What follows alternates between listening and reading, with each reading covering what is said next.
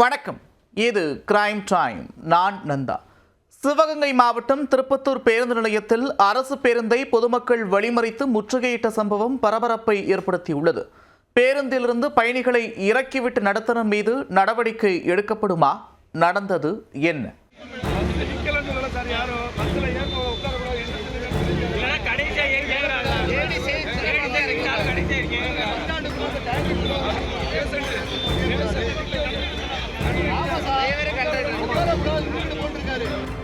திருப்பத்தூர் சின்னத்தோப்பு தெருவைச் சேர்ந்தவர் 24 வயதான கலீஃபா. ஒரு நிகழ்ச்சியில் பங்கேற்க குடும்பத்துடன் மதுரை சென்ற கலீஃபா மீண்டும் திருப்பத்தூர் செல்வதற்காக மதுரை மாட்டுத்தாவணி பேருந்து நிலையத்திற்கு வந்துள்ளார். மதுரையிலிருந்து திருப்பத்தூர் வழியாக தஞ்சாவூருக்கு செல்லும் அரசு பேருந்தில் ஏறி இருக்கையில் அமர்ந்துள்ளனர் கலீஃபாவும் அவரது குடும்பத்தினரும்.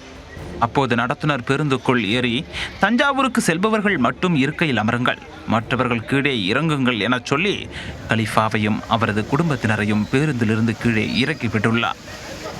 இதற்கு கலீஃபா எதிர்ப்பு தெரிவிக்க, இந்த பேருந்து திருப்பத்தூர் போகாதியா, நேராக தஞ்சாவூர் போயிடும் என்று நடத்துனர் கூறியிருக்கிறார். பேருந்தில் ஆட்கள் ஏறி இருக்கைகள் அனைத்தும் நிரம்பிய நிலையில் கடைசியாக பேருந்து புறப்படும் போது திருப்பத்தூர் வழியாக தான் பஸ் போகும், ஏறுறவங்க ஏறிக்கலாம் என கலீஃபாவையும் அவரது குடும்பத்தினரையும் ஏற்றி இருக்கிறார் நடத்துனர்.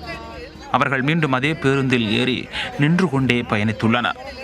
இந்த சம்பவம் குறித்து கலீஃபா திருப்பத்தூரில் உள்ள தனது நண்பர்களை தொடர்பு கொண்டு பேருந்தில் ஏற்ற மறுத்த விபரத்தை கூறியிருக்கிறார். உடனே அவர்கள் கூட்டமாக சேர்ந்து திருப்பத்தூர் பேருந்து நிலையத்துக்குள் அந்த பேருந்து வந்ததும் அதை முற்றுகையிட்டு போராட்டத்தில் ஈடுபட்டனர்.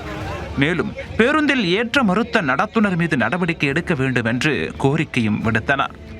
இந்த சம்பவம் குறித்து அறிந்த போலீசார் விரைந்து வந்து நடத்துனரிடம் விசாரணை நடத்தினர். சுமார் 30 நிமிடத்திற்கு மேலாக பேருந்தை நிறுத்தியதால் போக்குவரத்தும் பாதிக்கப்பட்டு பேருந்து நிலையத்திற்குள் பெரும் பரபரப்பும் ஏற்பட்டது. அதன் பிறகு போலீசார் பொதுமக்களிடம் பேச்சுவார்த்தை நடத்தி பேருந்தை விடுவித்தனர்.